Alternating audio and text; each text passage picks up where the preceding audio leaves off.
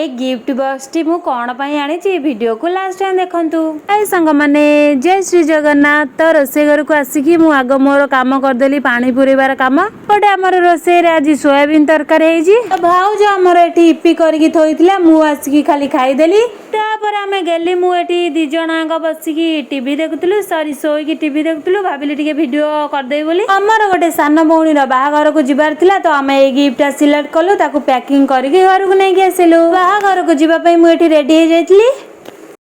ठीक जाइए पुणी आम घर को पलि आसिलु। सेठी तो किछि वीडियो करि पारिनी नले आपण मानकु देखाई तांती। घर को आसिक एठी मु बसतिली पवन देखुना मो चुटी केमिति उडुची। अन्नी एठी जेमिति बसिची से भाबुची एटा तांकर घर। घर को आसला परे मु टिके छात ऊपर को पलि आस्तिली पवन खाइबा पई। ए कड़टा को मु आपण मानकु केबे ठारु देखाइलिनी किंतु एथिरे फूल को वर्ष फुटिबो के जानी। अब गछारे अल्प अल्प पानी देइकी मु एठी टिके बसिथिली।